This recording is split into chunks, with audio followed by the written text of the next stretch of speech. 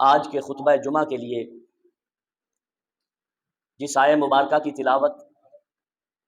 میں نے کی ہے، یہ آیہ مبارکہ سورہ یاسین کی آیہ مبارکہ ہے۔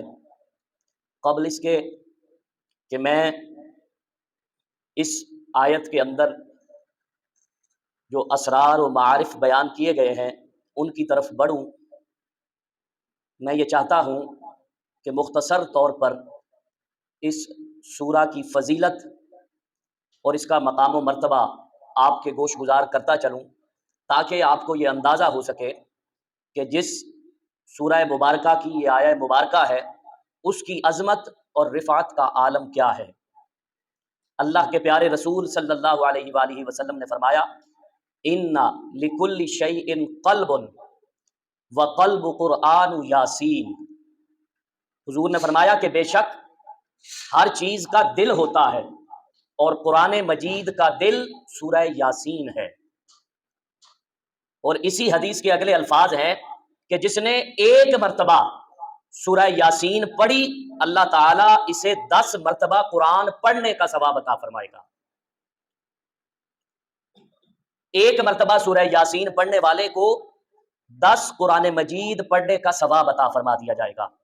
اور در منصور میں حدیث پاک ہے جس میں اللہ کے پیارے رسول صلی اللہ علیہ وآلہ وسلم نے فرمایا کہ جس شخص نے ایک مرتبہ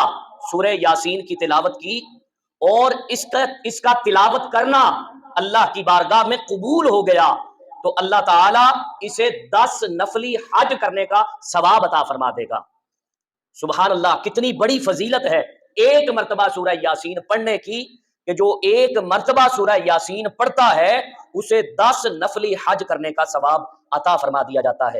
اور کوئی اس پر حیران نہ ہو کہ اتنا بڑا ثواب،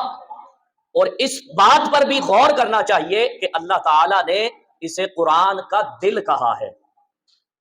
تیسری حدیث پاک سورہ یاسین کی فضیلت میں اللہ کے پیارے رسول صلی اللہ علیہ وآلہ وسلم نے فرمایا کہ جس شخص نے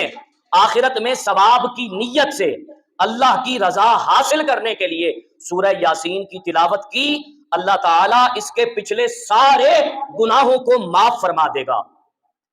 ایک مرتبہ سورہ یاسین پڑھنے کا ثواب یہ ہے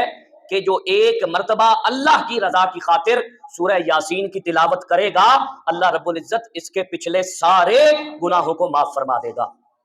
چوتھی حدیث سورہ یاسین کی فضیلت میں فرمایا کہ جو شخص سورہ یاسین کی تلاوت پر دوام اختیار کرے کہ وہ ہر رات سورہ یاسین کو پڑھے، جب اسے موت آئے گی اللہ تعالیٰ اسے شہادت کا درجہ عطا فرما دے گا۔ اعزازی شہادت کا درجہ اس شخص کو ملے گا جس نے ہر رات اس سورت کی تلاوت کی۔ اور امام بہقی نے شعب الایمان میں سورہ یاسین کی فضیلت میں ایک روایت نقل کی ہے کہ اگر آپ نے کھانا پکایا اور مہمان اندیشہ ہے کہ زیادہ ہے اور کھانا کم ہو جائے گا اور کھانا گھٹنے کا اندیشہ ہے تو سورہ یاسین پڑھ کر پھر کھانا مہمانوں کے آگے رکھیں، مہمان رج جائیں گے، کھانا ختم نہیں ہوگا۔ کھانے میں برکت کے لیے مہمانوں کے آگے کھانا رکھنے سے پہلے اگر سورہ یاسین کی تلاوت کر لی جائے تو کھانے میں اللہ رب العزت کی طرف سے برکت آ جاتی ہے۔ اسی طرح امام بہقی نے ہی اس روایت کو نقل کیا ہے کہ عورت کے اوپر جب وضع حمل کی کیفیت ہو، وہ وقت آ جائے اور بچے کی پیدائش اور ولادت میں تکلیف ہو، آسانی سے ولادت نہ ہو رہی ہو، تو ہمارے ہاں تو یہ ہوتا ہے کہ ڈاکٹر کہتے ہیں کہ فوراً سے پہلے بڑا آپریشن کریں۔ وہ یہ نہیں دیکھتے کہ اس کے بعد ماں پر کیا بیتے گی اور بچہ کس کیفیت کا شکار ہوگا۔ تو امام بہقی نے یہ روایت نقل کی ہے کہ اس عورت کے پاس کوئی سورہ یاسین کی تلاوت کرے اور بچے کی ولادت میں جو تکالیف ہیں وہ اللہ رب العزت دور فرما دے گا، اور اس کی تلاوت کی برکت سے بچے کی ولادت میں آسانی ہو جائے گی۔ اور امام حاکم بیان کرتے ہیں، اس کو امام بہقی نے بھی روایت کیا کہ اگر کسی کا دل سخت ہو جائے اور اگر کوئی یہ کہے کہ میرا دل بہت سخت ہو گیا ہے، کسی قسم کا واعظ، کسی قسم کی نصیحت میرے اوپر اثر انداز نہیں ہوتی، یا بسا اوقات والدین شکوہ کرتے ہیں کہ اس بچے کو ہم سمجھا سمجھا کر تھک گئے ہیں لیکن سمجھانے کا کوئی فائدہ نہیں ہوتا، تو ایسی صورت میں ایک پیالے پر امام حاکم نے کہا کہ زعفران سے لکھیں یاسین والقرآن الحکیم، یہ 2 آیتیں، اور اس پیالے میں پانی پئیں تو دل کی سختی دور ہو جائے گی۔